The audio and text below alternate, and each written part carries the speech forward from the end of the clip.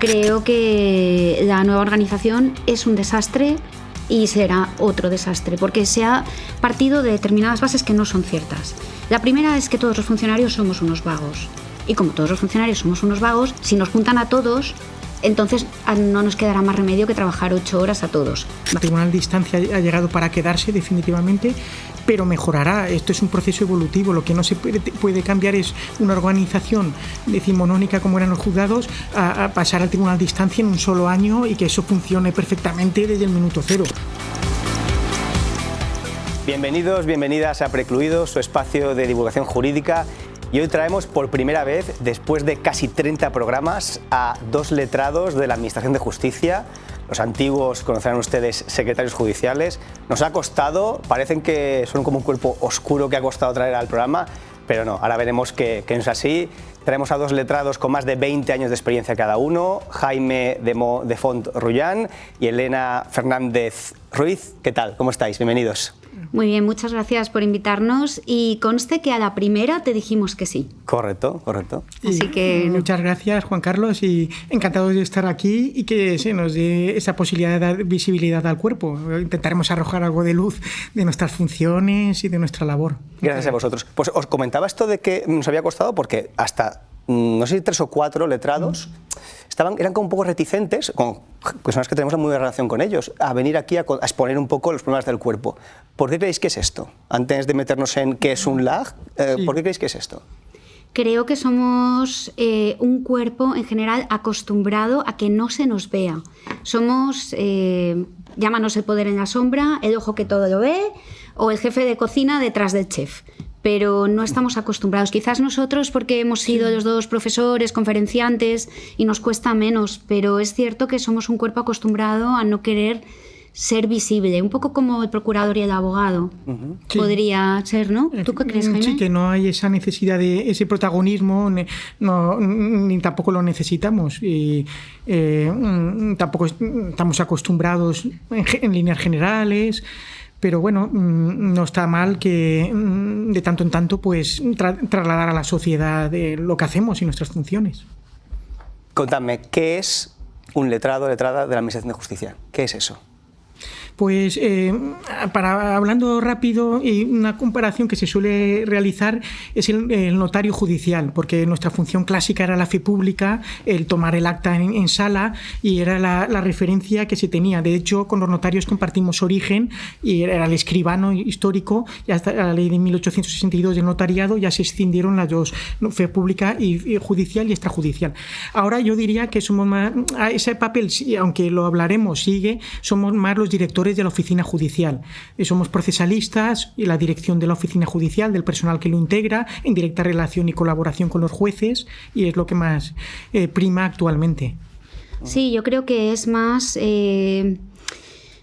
la dirección de la oficina. O sea, cuando me lo preguntan, ¿qué haces? Yo digo, papel que entra en el juzgado, papel que pasa por mis manos siempre, y hasta que yo no doy el ok, el papel no sale. Cuando tú vas a un juicio, lo que tú ves es que los abogados, el juez está allí y hay unos procedimientos y se ha decidido sobre unas pruebas. ¿Qué ha ocurrido hasta que se llega allí? Es a lo que nosotros nos dedicamos, a que las citaciones estén correctas, a que la demanda sea correcta, sea competente. Las decisiones más importantes las ha tomado el juez, porque para admitir la demanda estoy yo, pero si hay quien admitirla lo hace él. La decisión sobre las pruebas la va a tomar él, pero ¿quién se ocupa de que todo esté correcto? Nosotros. Y cuando el juez pone la sentencia, ¿quién la ejecuta? Nosotros. Lo que pasa es que es verdad que somos una figura poco conocida. Yo ahora estoy en Social hace un año, donde, por cierto, la labor conciliatoria que tenemos me encanta. Y me doy cuenta que allí sí que saben quién soy, pero cuando yo me siento a hablar con los trabajadores con la empresa, yo siempre me siento con mi toga, con mis puñetas y mi escudo y digo, yo soy la letra de la Administración de Justicia, yo no voy a fallar su caso, yo no voy a decidir. Estoy aquí para ayudarles a ver otra perspectiva y a llegar a un acuerdo. Pero nadie sabe qué es un letrado de la Administración de Justicia. Bueno, pues a lo mejor este programa ayuda a que se sepa que somos nosotros. Cuando vienen a ratificar, por ejemplo, en un convenio en familia, la gente piensa que está delante de un juez. Y luego también, hay que decirlo, también ahora tenemos una función muy importante encargados del registro civil. Con la ley de 2011 ha pasado ya y lo llevan letrados de la Administración de Justicia. Son los encargados. Y en ley de en jurisdicción voluntaria tenemos muchas competencias directas con notarios registradores. O sea, es una panoplia de competencias muy amplia. Sí, es verdad que en 2015 hubo como un antes y un después, ¿no? Y mucha Sí. crítica en ese momento de las nuevas funciones que os asignaban. Sí, y como abogados, ¿cómo lo veis? ¿Ha empeorado la calidad jurídica de nuestras resoluciones? La justicia está en crisis constante, como decimos aquí siempre, sí, en Precluidos. Y lo que hemos visto con la nueva reforma de la 1.25 es que no estábamos tan mal.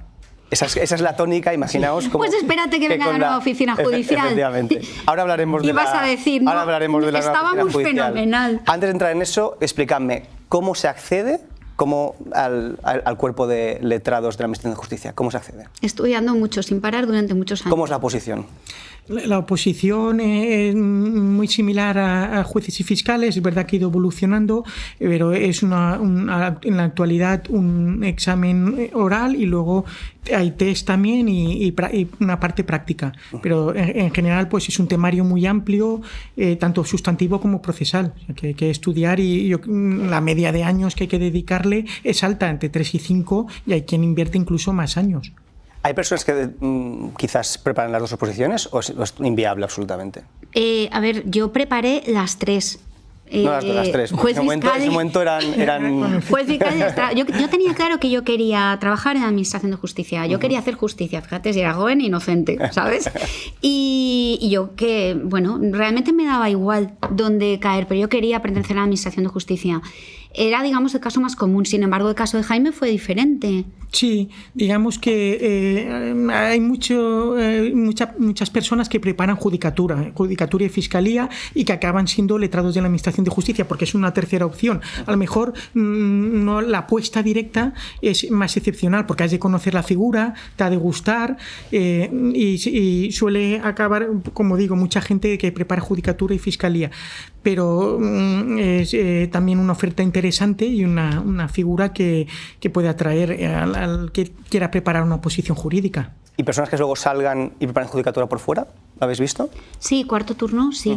Sí, generalmente son más abogados, porque yo misma preparé cuarto turno hace unos años y llegué hasta el último ejercicio y por cierto que era muy bonito estudiar, porque eran todo casos prácticos. Entonces me gustó muchísimo la preparación, pero compañeros apenas había, son casi todo abogados, porque una parte que es muy seductora para los abogados es entrar en el funcionariado, cobrar todos los meses y no tener que perseguir al cliente para que le pague, sí. ¿Vale? Porque a ti el ministerio te paga sin que le pongas un monitorio ni nada. Sí, sí, sí. Pero eso, claro, nosotros ya lo tenemos. Sin embargo, en general pocos, conocemos un par de casos, ¿no? Es una salida natural, no es una promoción interna, pero sí que hay plazas reservadas para letrado de Administración de Justicia en el cuarto turno. Es una forma de acceder a judicatura y de hecho se da, tenemos muchos compañeros, Elena lo preparó y es una salida natural, una evolución natural, pero muchos compañeros tampoco lo necesitan y despliegan su carrera completamente como letrado. Es que antes existía el tercer turno para letrados de Administración de Justicia que iban a magistrado, pero ahora te valoran tu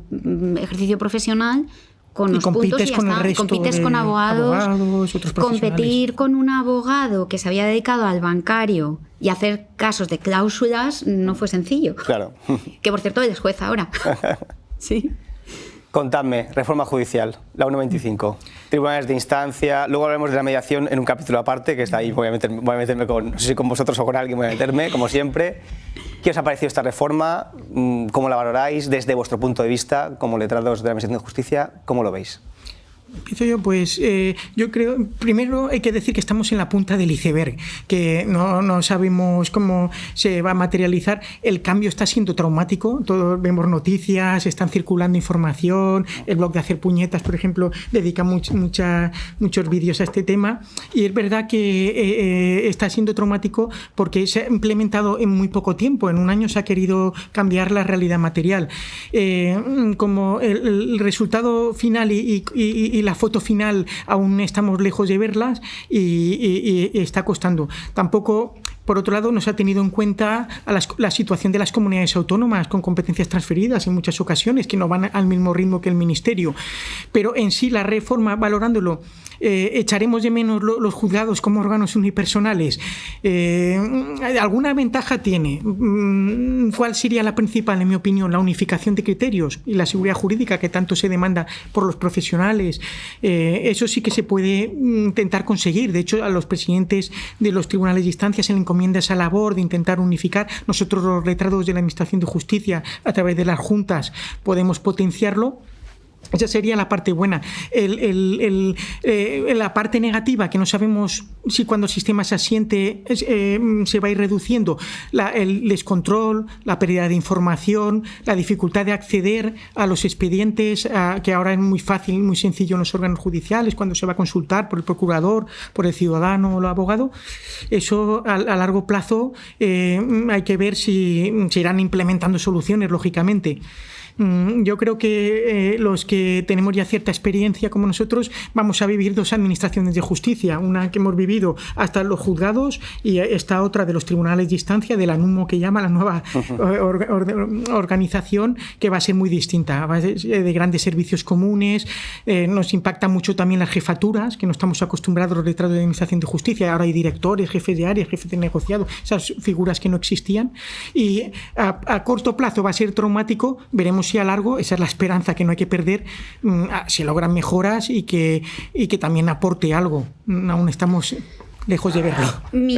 Antes de que entres, sí. Pero ¿cómo puede ser, por ejemplo, que los expedientes ahora estuen perdidos o que no se sepa quién los lleva? ¿Cómo puede ser? Ya no me puedes ya complementar. Desaparecidos todo completamente, sí. Pues eso es temporal, es una cosa del momento del traslado, luego de empezar a actuar con esta nueva organización, aunque eso se va a ir mitigando. Y por una vía, por las tecnologías, porque los ciudadanos van a tener acceso, y los profesionales, el abogado, a su expediente digital completo. Eso se está implementando, el Ministerio lo tiene muy desarrollado, las comunidades autónomas están trabajando. Entonces no hará falta desplazarse al juzgado y uno tendrá la resolución consolidadas, los escritos, y podrá consultarlo, como pasa ahora con cualquier administración. Pero el proceso en sí ahora, con mudanza de expedientes, con distribución, pues lo vemos en Madrid, en Barcelona, en las grandes ciudades, en Valencia, va a ser muy complicado. ¿Os ha llegado alguna información de unificación también de sistemas informáticos? Porque esto es otro melón de cada comunidad. Como hay competencias delegadas, pues nos lleva la delegación del tema de esto es una pesadilla. del programa informático. Sí. Además, aquí Jaime y yo discrepamos. Creo que la nueva organización es un desastre y será otro desastre, porque se ha partido de determinadas bases que no son ciertas. La primera es que todos los funcionarios somos unos vagos. Y como todos los funcionarios somos unos vagos, si nos juntan a todos, entonces no nos quedará más remedio que trabajar 8 horas a todos, ¿vale? Cuando, sinceramente, por lo menos donde yo estoy, en Comunidad Valenciana y en Civil, 8 horas se te quedan muy cortas. La segunda es que no nos ponen los medios. Y si además cada comunidad autónoma tiene su propio sistema de gestión procesal, en el caso de la Comunidad Valenciana sufrimos un proyecto piloto, ¿por qué no podemos tener el del Ministerio que funciona bien? Yo no lo sé, pero yo tengo que ir por una autopista y a mí me dan una bicicleta. Entonces funciona fatal. Y no tengo bastantes jueces. Si yo estoy citando ahora, a mí me entra una demanda en social hace un año, porque con la Dana me fui a social. Me entra una demanda y yo la cito para el 2029, porque no tengo juez antes. 2029, te despiden hoy, que no te despidan, no sé, eres autónomo, y yo te pongo el juicio para 2029. ¿De verdad crees que por mucha organización que hagas, por mucha distribución que hagas y nos pongas nombres muy complicados, nos cambies de planta y nos muevas los expedientes, yo voy a tener más jueces al que ponerle juicios? Pues no. Entonces, ¿una reforma sin medios económicos qué es? Nada. Entonces, a mí no me gusta. Y nosotros la sufrimos. Nosotros la sufrimos, vosotros la sufrís, sí. El doble. Y el peor es el ciudadano, que es el que no entiende nada. Aquí yo creo que estamos, lo dijo el presidente de una instancia de Ibiza, lo dijo el episodio pasado, yo creo que como en el juego de huracán, y dijo algo muy interesante, que me pareció tremendo. Dijo, hoy en día es una temeridad litigar. ¿Por qué? Porque estamos empezando a ver, porque ahora ya veamos poco, de abril, bueno, un poquito, un año no llega, perfecto. Cuando los procedimientos estén atascados de verdad, a final de año, el que viene, el otro, ahí, cuidado, que empezaremos a ver un poco pues, el desastre de todo esto. Esperemos que no sea tan antisista como Jaime, que no lo soy, yo soy más partidario, más como Elena, pero ojalá que sí. ¿No se trataba de unificar? ¿Cómo es posible que en cada partido judicial, y te hablo de un partido, en un pueblo de 6 juzgados, en un pueblo de 8 juzgados, se han hecho organizaciones completamente diferentes? Para mí, que voy a trabajar a mi juzgado, pues al final sabré dónde tengo que ir a trabajar, cuál es mi mesa. Pero tú, como abogado, que hoy presentas una demanda en Madrid, mañana la presentas en Torrente y pasado en Castelldefels, tienes que intentar encontrar primero tu procedimiento. En un sitio se organiza por tipos de procedimientos, por monitorios, por ordinarios, por verbales, en otro sitio por fases, en otro sitio por números, en otro sitio por cómo era. Por favor. Ese es uno de los... Lo hablábamos desastre. Antes, lo hablábamos antes de... Cosas de directo. Creo que quien organizó esa reforma o no tenía ni idea de lo que estaba haciendo o no le interesa que funcionemos. Y tú has hablado de que en tu caso no tienes jueces, pero en otros casos nos dicen que es en tramitación, que se atasca todo y que no hay manera de salir del escollo. Es que ahora estamos haciendo un traslado de expedientes. Primero tienes que encontrar tu expediente para poderlo tramitar.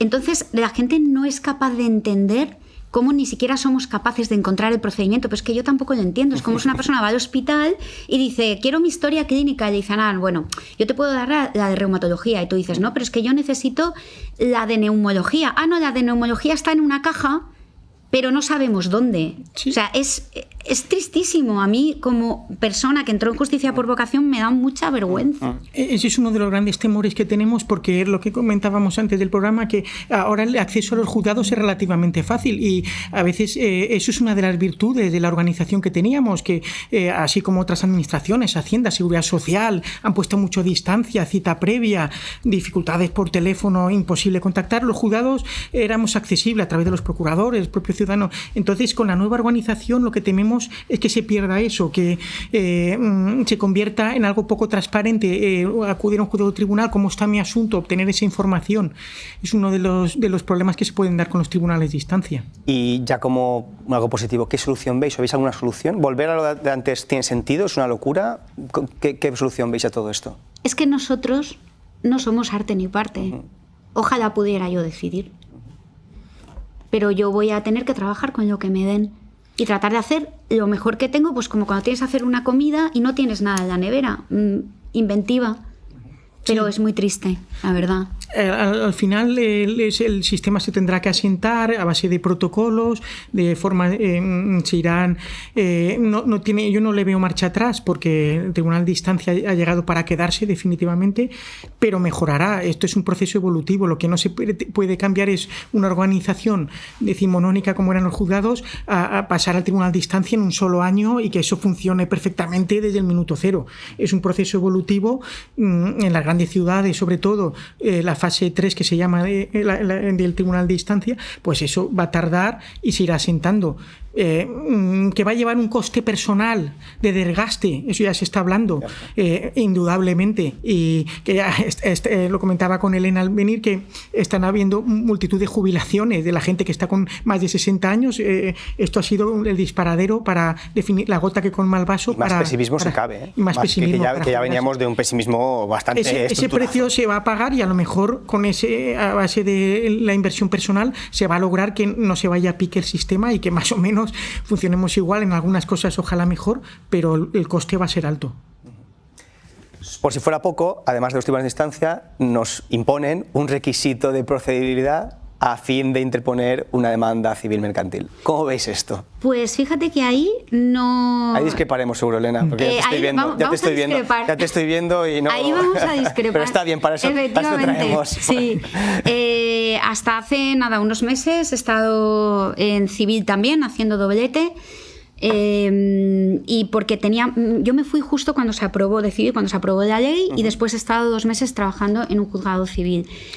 Y a pesar de que en algunos casos se ha convertido en un mero formalismo, ¿vale? Tiene la parte muy positiva en por un lado, por ejemplo, para los fondos buitre, que ahora es casi la mitad de trabajo, que bueno, él sabe más de estadísticas y de números, pero mucho de trabajo de civil es el fondo buitre. El fondo que compra, recompra. Precarios. Y que va a comprar un crédito que ya no espera la persona que se lo soliciten, porque es del Prica, de un supermercado que existió y que los jóvenes no recuerdan, o de una Thermomix que se compró hace 15 años que no ha prescrito, ha pasado de mano en mano, y la primera noticia que tenía esa persona del pago de ese préstamo era nuestra notificación o incluso a veces nuestro embargo, y ahora tienen que intentar por lo menos localizarlo. Ahí algo hemos mejorado, ¿vale? Algo hemos mejorado porque tienen, o las compañías de seguros o las grandes compañías tienen que decirte, voy a accionar contra ti, y te dan oportunidad de por lo menos saberlo y prepararte. Y luego, a nivel personal, yo sé, y lo digo como mediadora, que los abogados habláis de la negociación que hacéis, pero mi experiencia, tanto en las conciliaciones en civil como en las conciliaciones en social, es que muchas veces habéis hablado desde vuestra postura cerrada y no habéis logrado un acuerdo, y nos metemos en una sala y conseguimos un acuerdo porque habéis visto otra salida o habéis visto otra postura. Porque el abogado solamente piensa en términos jurídicos y muchas veces el conflicto es personal. Y cuando llegas a la parte, esto me ha pasado en familia, lograr acuerdos que nadie entiende, como me ha pasado en social y me ha pasado en temas de menores y de herencias, que dicen, no puedo entender cómo se ha conseguido este acuerdo, porque el tema no era jurídico, era personal. Y en eso creo que hemos mejorado. También es cierto que como cuerpo no estamos formados en hacer esa labor, pero ahí quiero ser optimista. Quiero ser optimista. Yo creo que también, el hilo de lo que comenta Elena, que para los profesionales, los abogados, nosotros que estamos al otro lado, ahí sí que estamos en el ojo del huracán del MAS, ¿no? Hemos visto una evolución. El 3 de abril del 25, muchos abogados lo tienen así, fue una fecha horrorosa. Nos acordamos, de pocas fechas acordamos. El cataclismo. Pocos artículos, pero luego se ha visto que ese temor al MAS se ha ido diluyendo, y nosotros que minutamos las demandas, cuando nos entran, hemos visto que se van haciendo las cosas mejor, que ya se sabe cómo manejar. Las audiencias provinciales van fijando el criterio, se ha flexibilizado esa rigidez, porque muchas juntas de jueces y letrados iniciales pusieron el listón muy alto, y la audiencia lo ha racionalizado, ha dicho no podemos, el acceso a la tema del burofax, las comunicaciones, entonces ya se están haciendo mejor. Yo creo que al final la inadmisión de demandas por el MAS va a ser algo muy puntual y residual, algún ciudadano despistado que presenta su demanda, pero se está aprendiendo y a marchas forzadas, y los abogados han hecho un esfuerzo adaptativo con multitud de formación y de cursos, y ya no hay esa dificultad que se temía. Otra cosa es lo que dice Elena, que coincido plenamente en que en la gran litigación masiva se está quedando en un formalismo, porque al haber rebajado también esos requisitos, se manda el burofax, el buro SMS, el buro mail, y con eso se cumple casi siempre. Y ya acceden, entonces no nos va a reducir tanto la carga de trabajo como se pretendía. En muchos asuntos del tipo que ha citado Elena, ahí sí que hay un conflicto, ahí es cuando va a ser eficaz. Es que eso, a ver, digamos que fue una reforma que quizás se pensó para evitar litigación y para que tuviéramos menos demandas en los juzgados. Eso no se ha conseguido, ¿vale? Pero se ha conseguido otro efecto secundario que es positivo, que es que se vaya creando esa pequeña cultura de que es mejor un acuerdo que un pleito. Entonces, eso yo sí que lo veo. Y eso me parece bonito, lo digo como... Yo también he impartido formación de mediación a abogados y de derecho a mediadores, y se va sembrando una semillita que socialmente es buena. No es, te va a llevar mi abogado y vamos a ir, sino vamos a hablarlo a ver si lo vemos desde otro punto de vista. Y eso ha sido positivo. Yo lo que veo es, en temas que has dicho de fondos buitre, de empresas, está claro que, ok, pero cuando es de particular a particular, muchas veces ese requisito, si de contrario se utiliza el MASC de manera fraudulenta para sí, yo quiero negociar, pero te voy a desangrar en el proceso, muchas veces vemos de ambos lados, porque aquí no somos santos ninguno, vemos ahí que hay como un abuso, ¿no? Cuando yo sé que la parte contraria no tiene ningún tipo de intención de llegar a un acuerdo. Hablo de temas económicos, de arrendamientos, temas en que es un pago, un dinero y ya está, no hay mucho más a discutir, un tema de familia. Entonces ahí sí que veo que el justiciable se queda con la cara de decir, pero ¿cómo puede ser que no podamos? Y yo, no, vamos a hacerlo todo perfecto y todo bien, porque si no nos van a emitir la demanda y vamos a estar mucho más tiempo en llegar a buen puerto. Ahí te tengo que dar la razón, porque creo que se ha hecho un saco con cosas que no son iguales.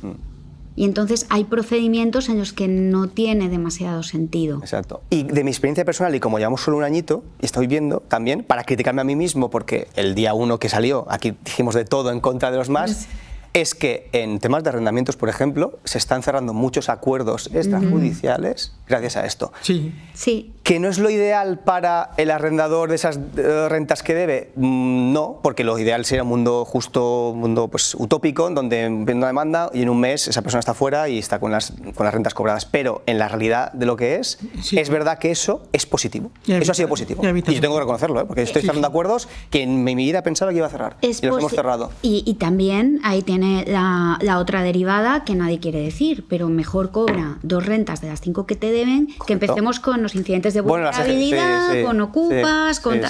O de las ejecuciones, que creo que está ahora Jaime ahí. Y luego hay otra cosa respecto a los más, que este primer año nos hemos centrado en la admisión de la demanda, pero está la segunda parte, que son la imposición de costas, que va a empezar a llegar. ¿Nos puedes explicar un poquito? Tenéis al mayor experto. O tu interpretación de esta... Explícanos un poquito lo que es la imposición de costas en los procedimientos, un poco en general, y luego lo que será con la nueva regulación de los MASC. Pues en las costas, pues es la segunda parte del proceso, está la petición principal y luego las costas, los gastos que se han generado, sobre todo los gastos de abogado y procurador. Y tradicionalmente ha regido desde 1984 plenamente el principio de vencimiento. Quien perdía, paga. Ahora con la ley 1.25 esto ha cambiado, porque está muy matizado. Ahora el legislador lo ha querido vincular a los MASC, a los medios adecuados de solución de controversias, y lo que pretende en última instancia es que se utilicen bien. O sea, no solo es saltar el obstáculo de que puedo acceder al tribunal, porque lo que tú decías, formalmente he cumplido con el requisito, sino que una vez finalizado el pleito, lo que se hace es se puede revisar esa actuación y ver si efectivamente se negoció de buena fe, que se ofreció en ese proceso negociador y se ha coincidido o no con la sentencia. Entonces se ha creado un nuevo incidente, que es la petición de exoneración o reducción de las costas por el uso del medio adecuado de solución de controversias. Y aquí lo que se ve es que haya una coincidencia sustancial entre lo concedido y lo que se pidió. Es decir, y esto que implica que desde el inicio del proceso negociador hay que trabajar mirando este aspecto, porque si no, uno puede verse que se queda sin las costas, que pueden tener un componente económico importante. Es decir, que sí, me ofrecieron 900, no lo quise aceptar y al final me han dado 1000. Eso es coincidencia sustancial. Pues es todo lo que vamos a ver a partir de ahora, cuando ya se empiece a aplicar esta normativa. Es que es lo que decía antes, el MASC se ha metido en el mismo saco todo, y no todo vale igual, porque si el principio de civilista de toda la vida era quien pierde paga, ahora el principio es quien es bueno puede que no pague. Correcto. ¿Vale? Entonces, quien es bueno, una cuestión es los pleitos personales y otra cuestión son los pleitos en masa, porque cuántas veces estaba ocurriendo que el fondo te estaba ganando el dinero en la costa. Exactamente. O cuántas veces hemos visto en los juzgados civiles, que además nos lo comentábamos los compañeros, oye, que este fondo me ha presentado 15 demandas del mismo prestatario pidiendo la nulidad, todo préstamos firmados el mismo día. Yo 15, tú 15, el otro 15. ¿Cuántos préstamos ha firmado esta persona? ¿3.000? ¿Para qué? ¿Para conseguir la costa?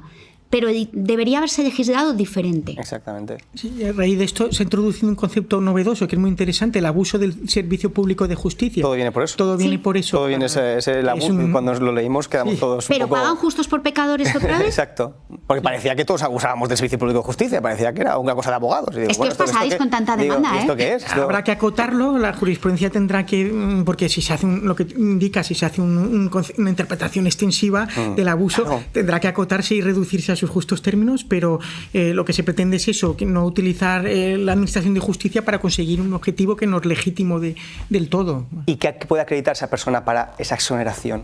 O sea, porque esto no entra en choque con el tema de la confidencialidad. ¿Cómo lo vais a hablar vosotros? ¿O cómo lo ves? Exacto. Dificilísimo. Sinceramente, ¿Qué vais es una a pedir? de las partes más complicadas. Hay correos entre abogados, el acta de... Hay un choque de... Cede ya la confidencialidad del medio adecuado de solución de controversia del MAS. Se permite ya aportarlo plenamente. ¿Por qué? Porque ya se ha dictado la sentencia. Ya el juez ya no está contaminado por lo que se haya podido negociar. Ya no es necesario mantener ese secreto. Y al incidente de exoneración o reducción de las costas es requisito necesario aportar todo lo que se ha tramitado durante el MAS. Con lo cual, es lo que decíamos antes, hay que negociar siempre, no va a quedar en secreto, aunque quede en secreto antes de la sentencia, para que el juez no se vea contaminado por lo que se ha ofrecido por una de las partes, porque eso le podría afectar, pero para las costas ya esa confidencialidad que tan importante es, el artículo 9 de la Ley Orgánico 95 cede y ya se puede aportar sin cortapisas todo el proceso negociador. Creo que va a ser más complicado en muchos casos determinar si ha existido o no buena fe en la negociación previa que poner la sentencia. Exactamente. Porque a veces es un tema jurídico. Ya está. Pero ¿ha existido buena fe? ¿No ha existido buena fe? Luego, los abogados, ¿qué vais a hacer? Pues hacer una negociación que se pueda leer, ver y presentar al juzgado, y otra que no se pueda. A ver... Inocentes no somos ya. Exactamente. Sí, hay que trabajar con las llamadas, de todo. Efectivamente. Es muy complicado. Es muy complicado. Entonces, yo esa parte no la he visto nunca. Fíjate, Jaime, por ejemplo, lo ve muy claro. El otro día lo comentaba con una compañera. Sustancialidad entre la oferta que no aceptaste y la sentencia. ¿Y si la sentencia no tiene sentido? Vamos a ver que el 99% de los jueces en este país están muy preparados jurídicamente, pero ¿y el que no lo está? O cuando tú no has podido probar lo que de verdad ocurrió y entonces te condenan, yo no, es que no lo veo. Aparte del trabajo que les va a conllevar a los jueces, porque este nuevo incidente, porque antes los párrafos sobre costas pues no eran muy extensos, era una cosa sencilla, vencimiento, pero ahora le van a tener que dedicar un esfuerzo, un análisis, que todo eso es trabajo adicional para una jurisdicción correcta. 6 años por incidente de vulnerabilidad de la Real Decreto 1120, o sea que más trabajo y más trabajo. Madera. No me toques el punto de los la vulnerabilidad, o sea... De momento no lo tenemos, o sea que no vamos a llamar al mal tiempo. Jefatura, oficina, dirección de oficina. A ver, explícame un poquito realmente el trabajo del AG de dirección, ¿no? de dirección de oficina judicial. Pues a ver, el trabajo del AG de dirección de oficina judicial es jurídicamente todo. Es decir, yo entro por la mañana y todo lo que oyes es Elena, porque tienes que visarlo. Tus tramitadores, todo. ¿no? Claro, la oficina no tramita si tú no le dices que tramite en un determinado sentido. Es decir, a ver, son gente con experiencia, autónomos, sobre todo en civil es muy complicada la tramitación, pero ellos van a funcionar con las pautas que tú le das hasta que encuentran un escollo y ahí te van a preguntar. Entonces tú dices, sí, no, tira por aquí, tira por allá, pídele esto, requiere lo otro, oye, que has requerido esto y me han presentado esto, ¿sirve o no sirve? Vale, esa es la tramitación para que luego a la hora del juicio el juez lo tenga todo tramitado, todo resuelto y no se encuentre con qué te habrá pasado. A veces este testigo no se ha citado, clásico. El abogado ha presentado una suspensión del juicio por enfermedad, por ejemplo, eso ahora lo resolvemos nosotros, tenemos un montón de solicitudes de suspensiones por enfermedades, por paternidades, por tal, pues ver si sí, si no. Eso es... En el sentido técnico jurídico es muy fácil, ¿vale? Se supone que yo soy un experto procesalista y por tanto la oficina funciona con mis criterios, ¿vale? Y luego está el tema personal de la oficina. El factor humano. El factor humano. Explícanos esto que quiero que nos metáis ahí. Que son dos cuestiones diferentes. Cuando yo aprobé, yo firmaba las vacaciones, los permisos y decidía quién se queda o quién hace guardias. Ahora lo decide la comunidad autónoma, con los criterios que le da la gana a la comunidad autónoma, como el teletrabajo y una serie de cosas. Entonces, a mí me han quitado esa potestad. Por tanto, puedes encontrarte con que te pidan vacaciones todos a la vez, por ejemplo, y ya no lo resuelves tú. Entonces, cada vez te van quitando más competencias y ahora con la nueva oficina judicial eso lo decidirá un jefe pero que está allí, que será uno propio de la oficina, que eso me parece muy buena idea. ¿De dónde sale ese jefe? Se han presentado propuestas y lo ha nombrado la dirección general. Yo por mí, perfecto. ¿Es un funcionario aún? Es un funcionario. Yo por mí, perfecto, que se ocupe de esos temas. Y otra cosa distinta es la absoluta mano izquierda que es necesario tener para dirigir funcionarios que con carácter general todos están preparados, todos tienen buena intención y todos trabajan. Pero cuando tienes un problema en administración de un garbanzo negro, de una persona que es bajista profesional y no porque toque el bajo, de una persona que es futbolista profesional porque todo tira balones fuera y nada es culpa suya y nada es su expediente y nada está... Tanto en la oficina como en nuestro cuerpo, como entre los jueces, no hay un sistema para depurar. Quien te viene borracho a trabajar, por ejemplo, que eso a mí me ha pasado. Pero ya mi competencia no es... ¿No tenéis un régimen disciplinario que pueda...? Ahí el problema es que nosotros no somos los jefes que tengamos unas plenas competencias, dependen de la comunidad autónoma. No tenemos tampoco mecanismos para premiar o sancionar. El único mecanismo que tenemos es solicitar la apertura de responsabilidad disciplinaria de un expediente que digamos que es como la bomba nuclear, el último recurso, y tampoco tienes garantizado que prospere ese expediente porque luego puede caducar o muchas veces se plantea y entonces es peor el remedio que la enfermedad. Entonces, yo diría que no tenemos mecanismos claros para... Somos los directores técnico-procesales, como dice Elena, debemos de dirigir, pero no tenemos esos mecanismos laborales. Funcionamos más, yo diría, a base de autoritas, de la figura, del respeto que se tiene y de ese liderazgo que podamos ejercer en las oficinas judiciales. Pero es difícil de ejercer cuando se dan esto. Digamos que el problema, al hilo de lo que comenta Elena, se traslada, no se resuelve. Se acaba yendo esa persona a otro órgano judicial si no hay más remedio, pero de la función pública es difícil expulsarlos, este tipo de perfiles. Sí, no tenemos, pero ya eso digamos que sería el caso extremo. Yo he dado varios años formación a los compañeros nuevos que aprueban, a los letrados de Administración de Justicia en la escuela judicial, y lo que les he dicho es que tenemos que funcionar con motivación pura, porque como no podemos premiar y no podemos castigar, ¿vale? No tenemos palo y zanahoria. En la misma medida que los jefes nuestros tampoco tienen palo y zanahoria con nosotros, ¿vale? Y en la misma medida que los jueces. Entonces funcionas por motivación pura, por creación de equipo. Hace falta mucha mano izquierda, saber la persona, dar ejemplo de también. qué cojea. A veces es más importante la relación personal, hay con quien preguntarle cómo te encuentras, o tu hijo está enfermo, ya deja de tener fiebre, tal. Hay personas al revés que no quiere que en absoluto sepas nada de su vida y que te pide que tengas sus procedimientos resueltos los primeros. Es aprender, mucha mano izquierda, pero igual que si yo te preguntara cómo hay que tratar a los clientes. Igual. ¿Y cómo habéis cambiado vuestro punto de vista de la gestión con el personal en estos últimos 20 años? O sea, ¿qué errores cometíais antes que ahora habéis dicho, bueno, vamos a hacerlo mejor por aquí, que es una forma de motivar más al personal, de lo que te has dicho, de liderar con el ejemplo? ¿Qué habéis cambiado? Yo creo que somos opuestos completamente. Sí, no. Pues os hemos traído juntos. Sí.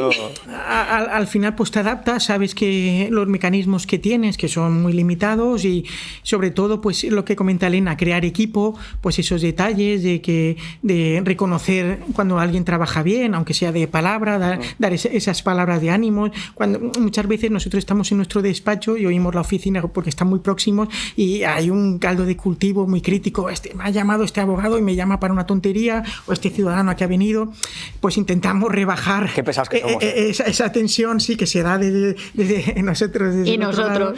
Y intentamos que el ánimo esté lo mejor posible, pero lo que te aporta la experiencia es eso, a tratar ese tipo de situaciones. Aunque hay un límite, porque lo que comentaba Elena, determinadas personas que tienen unos hábitos, una forma de ser, o que son escapistas, que fichan y que aparecen lo menos posible por la oficina, o el descanso que hay para salir a tomar el almuerzo se prolonga más de lo debido.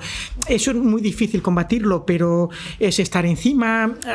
Si podemos exigir resultados, pues tienes 100 escritos pendientes de proveer, esto no puede ser, tenemos que llegar a 50.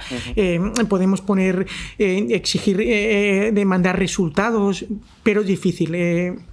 no hay una fórmula universal, y hay compañeros que lo pasan muy mal, que han tenido auténticos conflictos, con denuncias cruzadas con los funcionarios cuando no ha habido más remedio, pero no es sencillo, es el aspecto más complicado otra vez de nuestro trabajo. Tú dices, ¿en qué hemos cambiado en estos 20 años? Yo creo que lo que más he cambiado yo es, primero, me he vuelto muy humilde, porque es cierto que cuando sales de la oposición te piensas que lo sabes todo y realmente no sabes absolutamente nada. Y hay intentar entender qué es lo que motiva a cada una de las personas que tienes. Yo cuando daba cursos de jefatura de personal, yo decía, mirad, vais a tener 2 tipos de funcionarios básicamente, la rumba y el aspirador. El aspirador llega siempre a la misma hora, tramita los escritos de dinero primero, a las 10 sale a almorzar y vuelve a las 10:30 y hace tal. Eso es el aspirador. Al aspirador jamás le cambies nada, porque se va a volver loco. Y luego está la rumba, que hace, pasa por aquí, pasa por aquí, pasa por allá, y luego a lo mejor en toda la mañana no está, pero luego trabaja un sábado. Entonces, respetad la idiosincrasia de cada persona. El que es una rumba no le pidas que todos los días te haga 4 firmas, y el que es un aspirador no le cambies nada. Entonces, tu trabajo es observar e intervenir lo mínimo necesario, porque cada uno tiene que estar a gusto trabajando. Yo soy de esa opinión, de libertad total. Si tu trabajo sale, hazlo como te parezca, y jamás decir te has equivocado. Eso no se dice jamás. Si acaso nos hemos equivocado, vamos a ver cómo lo solucionamos. Y siempre premiar de la manera que dar unas palabras de ánimo. Cuando ves a una... Las mujeres somos más de meternos en el despacho a llorar, ¿vale? Porque somos más emocionales. Aunque casi todos somos mujeres. Entonces, cuando ves a una funcionaria que está muy cargada, déjale tu despacho para llorar si hace falta. Que descargue.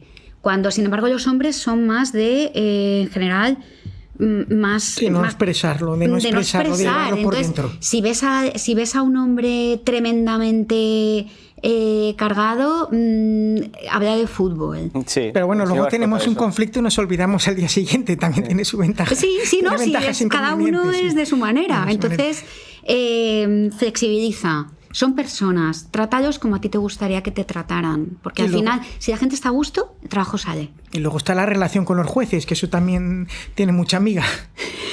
¿Cómo es la relación con los jueces? A ver, vamos a abrir este melón. El 90% de las veces fantástica, y hacemos equipo y fenomenal. Es muy importante. Y somos, si papá y mamá se llevan bien, todo funciona. Todo funciona. Si papá y mamá están divorciados, viven en la misma casa, es una pesadilla. Al final, pues es verdad que el juez, vía de recurso de revisión, a lo que es aspecto técnico procesal, jurídico, va a tener la última palabra, pero normalmente se trabaja en equipo. ¿Os reunís para unificar un poquito criterios y decir, vale, esto por aquí yo voy a decidir de esta manera, tú hazlo como Hay veas? casos sonados que han llegado hasta la sala de gobierno del TSJ porque resuelven sistemáticamente de forma distinta o ha habido disparidad de criterios porque hay tantos órganos judiciales, pero es la excepción. La regla general es sintonía y remar en el mismo sentido, trabajar conjuntamente para que la oficina vaya lo mejor posible y suele haber también, no siempre es sencillo, porque puede haber distintas posiciones, distintos conceptos jurídicos, distintas visiones. Es verdad que los jueces sí que se han descargado bastante de la oficina judicial, suelen dejarlo en nuestras manos, que resolvamos este tipo de problemas con el personal, con esa unificación de criterios, pero es fundamental para que el órgano funcione. Al final, esa relación cordial y de entendimiento entre jueces y letrados de justicia es la garantía para que todo fluya y vaya bien. Sí, normalmente, cada vez que cambiamos de juez, es que he cambiado mucho, es tú que... ¿Qué vas a resolver en este sentido? ¿Cómo lo hacemos? Porque tampoco tiene sentido que yo resuelva una cosa, después tú me tengas que recurrir a mí, pagar un dinero y después que vaya al juez y lo tumbe y yo te tenga que devolver el dinero y que no tiene sentido. Entonces tiene más sentido ponerse de acuerdo. Y cuando no hay sintonía, al final uno de los dos tiene que salir. Se suele resolver así. Porque eso es una pesadilla. Sí, uno de los dos se va. Ahí no hay manera de llegar. No. O sea, la situación de no hablarte con tu juez es una pesadilla para todos, para los funcionarios los primeros. ¿Y vuestra relación con abogados procuradores cómo es? Ha cambiado, perdón. Sí. No, Elena. Pues no, nosotros y Elena eso lo compartimos, aunque no todos, nuestra política es de despacho abierto. Sí. Pero no es la regla general, eso es una queja generalizada, que muchas veces no tengo acceso al letrado, no tengo acceso al juez. Bueno, al juez hay que pedir su audiencia pública, pero al letrado normalmente muchos compañeros sí que tenemos el despacho abierto porque lo vemos como parte de nuestra función, ser interlocutores, resolver los problemas que se puedan plantear sin tener que acudir siempre al recurso, a tener que hacerlo por escrito. Pero a veces pues hay también conflictos que se han de resolver jurídicamente, visiones distintas, y no queda más remedio que poner ese decreto, ese recurso. Pero como regla general creo que muchos compañeros sí que están dispuestos a atender y a intentar solventar los problemas que se planteen. Yo es que creo que trabajamos en el mismo barco y soy muy proactiva. O sea, primero que dejo entrar a todo el mundo. Elena, ¿quién hablar contigo? Vale, ¿qué pasa? Dime el número de procedimiento para que lo busquen justa. Como tarda tanto que se cargarse. Estoy cagando el sistema. Vale, pero me da igual que sea un abogado, un procurador, una persona de la calle, me da lo mismo. Yo creo que nosotros somos servidores públicos y eso sí lo creo firmemente y tenemos que atender, porque cuando yo voy a una administración, que una persona me diga: mire, este es su procedimiento y le explico lo que hay, para mí es oro. Entonces creo que eso forma parte de nuestro trabajo. Yo sé que quizá no muchos compañeros piensan así, pero yo siempre lo he pensado, y aparte me he enterado de muchas cosas que pasan en mi juzgado porque me las ha contado un abogado. Hay un feedback, hay una comunicación, ¿vale? Que yo no me he enterado. Y me he enterado también de los problemas que hay a veces entre los clientes y los abogados, que también ha pasado, pero yo además soy muy proactiva. O sea, yo prefiero, si yo a un abogado le estoy requiriendo y me contesta exactamente lo mismo, prefiero coger el teléfono y decirle: mire, no nos estamos entendiendo. Sí. No, le estoy diciendo una cosa. No nos estamos entendiendo. ¿Cómo lo vamos a...? Y alguna vez, con alguna ejecución en civil, pesadilla de esta de 10 años, he llamado a los dos abogados, demandante y demandado, y los he sentado y les he dicho: a ver, todos estamos en el mismo barco. Me dicen: ¿cómo? Vamos a ver, ¿usted qué quiere? Terminar esto que es una pesadilla. ¿Usted qué quiere? Dejar de oír al cliente. ¿Y yo qué quiero? ¿Quitarme esta ejecución? Pues vamos a trabajar en el mismo barco y lo hemos solucionado. O sea, creo que tenemos que dejar de pensar que es el enemigo. Si es que todos trabajamos en lo mismo, ¿qué queremos? ¿Una administración ágil y justa para todos? Pues queremos lo mismo. Y hay que romper una lanza por los procuradores, que alguno ha venido ya precluidos, una procuradora. Y es una figura la relación real, muy ¿no? importante. Con y es el procurador tradicional, el que estaba próximo al juzgado, porque la profesión de procurador ha cambiado mucho. Ahora hay con la ley Omnibus, pero el procurador tradicional era una figura fundamental en relación con lo que decía Elena, esa proximidad, eso resolver ese problema puntual que se ha dado, y tenemos mucha comunicación. Sí, cuando yo llegué, me sorprendió mucho cuando llegué a mi primer destino, que pasaban los procuradores a presentarse y me preguntaban mis criterios. Y yo no lo entendía. Claro, y eso es que es así. O sea, pues es lo mismo en el otro sentido. ¿Usted cómo va? ¿Qué quieren las ejecuciones hipotecarias? Dígamelo y yo ya se lo presento. Ahora que has hablado de ejecuciones, tampoco me quiero ir mucho porque está en una hora. ¿Hay alguna manera de solucionar esto? De solucionar que las ejecuciones no se eternicen 5, 6, 7, 8, 9, 10 años. ¿Hay alguna manera alguna manera jurídica de decir, bueno, vamos a hacerlo por aquí? Pero, a ver, hay dos tipos de ejecuciones: los que pagan y los que no pagan. Claro. ¿De qué ejecución me estás hablando? De las que no pagan, estamos hablando, sí. De donde no hay, no se puede sacar. Ahí está el tema. No tiene una solución sencilla. No hay crear un órgano de investigación paralelo, es imposible. Pero si nosotros tenemos el botoncito mágico. Ha mejorado mucho, claro. Claro. Punto neutro judicial. Digo, embargo, plink. Y a ti te van a quitar el dinero que tengas en cualquier sitio. Pero si lo tienes en A, si lo tienes en B, o cobras inembargable, es una ley, no te puedo embargar. Ahí a veces falta impulso de la parte de intentar esa averiguación extrajudicial. Poco se hace. Algunas veces, a mí excepcionalmente en algún proceso me han aportado redes sociales. Que delegar todo en el punto neutro judicial, yo lo veo un poco peligroso. Hay que hacer un poquito de investigación al contrario, si no, lo dejamos todo. El punto neutro se nutre de Hacienda y es lo que decía Elena, es lo que se ve, lo que se declara. La economía sumergida nos cuesta mucho combatirla. Podemos ir por vía de amenazas de imposición de multas, requerimientos, pero es muy complicado. Yo he puesto a algún administrador judicial en algún negocio que no declaraba cuando eso era todavía posible, o algún gente que, o sea, negocios que cobran en efectivo, que cada vez hay menos, con el Verifacto y tal, he puesto alguna amistad judicial, que es una persona humana que está ahí molestando. Y nuevamente, pues han pagado. Pero es que no tenemos otra manera de hacerlo. Hemos vendido, Jaime y yo, además, como nos hemos heredado juzgados mutuamente y tal, sé que los dos somos muy proactivos en el embargo. Cuando tú no me estás pagando, pero tienes un inmueble, yo te lo voy a embargar y te lo voy a vender. Pero es que no puedo hacer otra cosa. De subastas creo que Jaime sabe. Subastas tenéis al mayor algo, ¿no? experto de España aquí. Pero también podemos traer otra hora de subastas. Subastas funciona muy bien, el portal del BOE actualmente y se da una publicidad. Se unificó todo, ¿no? Se unificó y bueno, en regla general funciona muy bien. Y ahora la subasta electrónica de cualquier lugar se puede pujar y está la información muy completa, se sube, hay oficinas especializadas, es una referencia a la de Murcia, que es a nivel...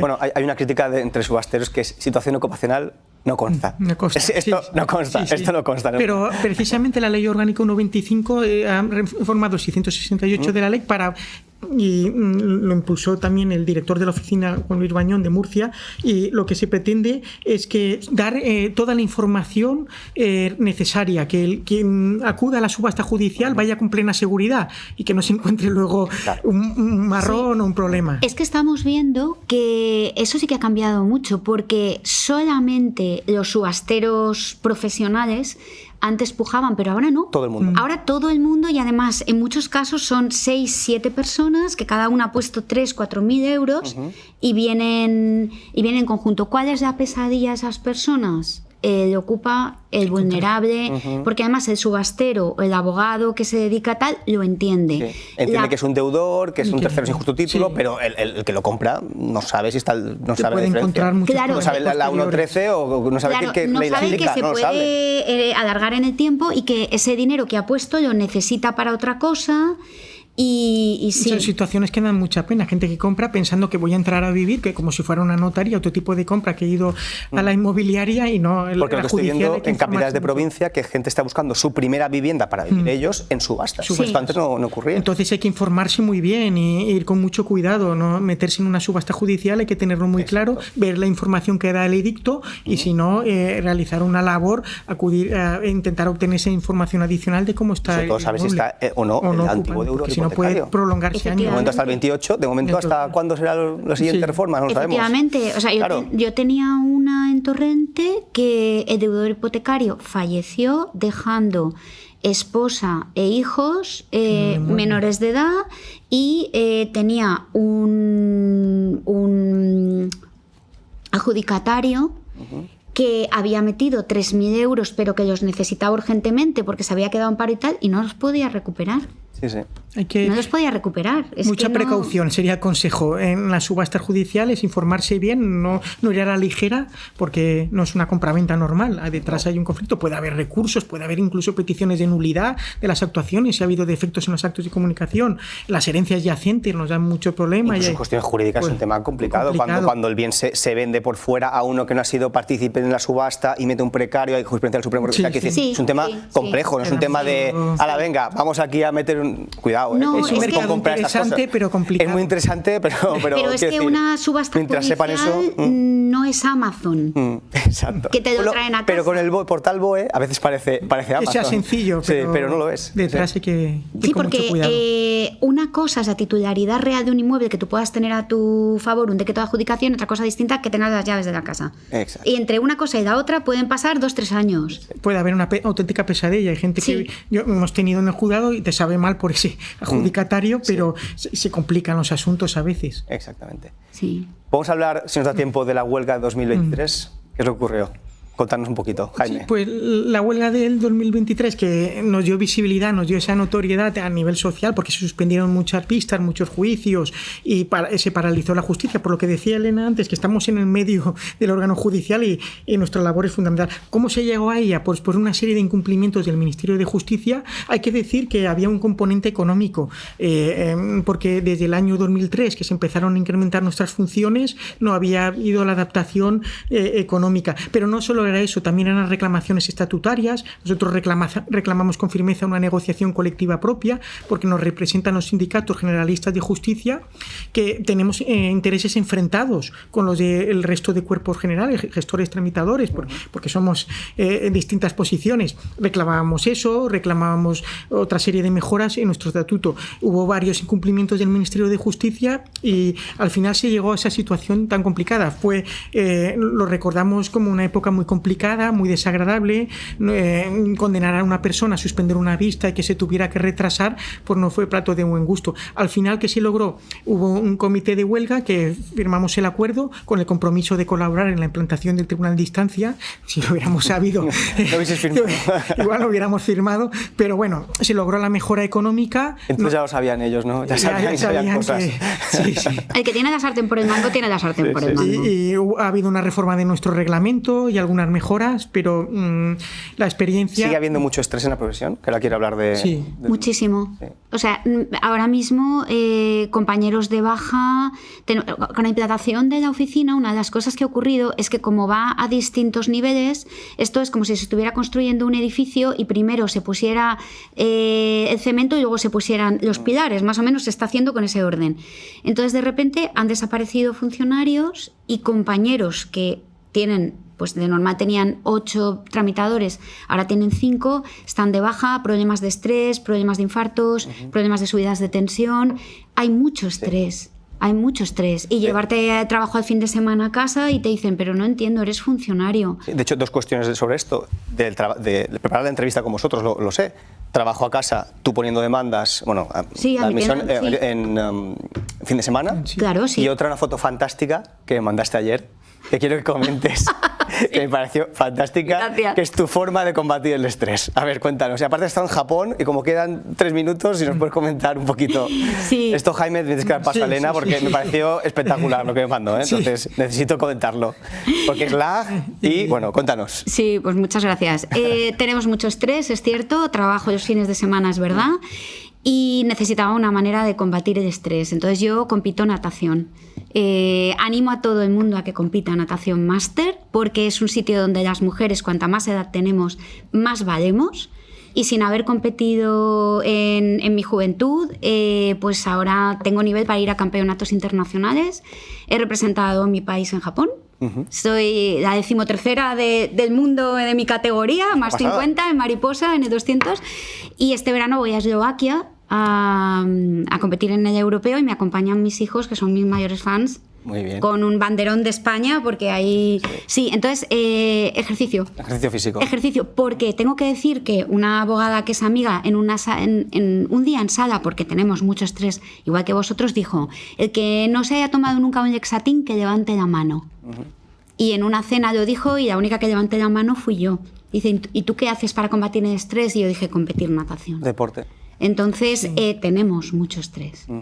¿Tú, Jaime, cómo lo combates? El reto es no intentar llevarse los problemas del trabajo a casa, pero casi eso coincidimos ambos, de que es imposible. Es la gran frase, decir, sí. Es que son personas que tienen problemas y que solamente pueden acudir a nosotros. Entonces es una responsabilidad Cualquier profesional muy grande. de este ámbito sabe que es muy difícil. O sea, es lo que hay que intentar, es lo deseable. Relativizar es lo deseable, cosas, no coger la mochila, no meterte al cliente, no meterte al ciudadano, no meterte al abogado, pero es complicado. Pero te convertirías en un robot. Y no lo somos. Estamos ahí por vocaciones porque queremos hacer justicia y solucionar los problemas de la gente. No somos muebles de cliquea, como decía José Ramón Chávez. Efectivamente. Y intentar relativizar las cosas y que al final pues te pones un escudo. Nosotros tenemos en civil los desahucios, que eso daría también para hablar largo y tendido, que es una de las partes más duras cuando te llegan situaciones de vulnerabilidad, ahora que ha caído el escudo social y estamos viviendo situaciones de tensión que no podemos solucionar porque está en manos de la administración,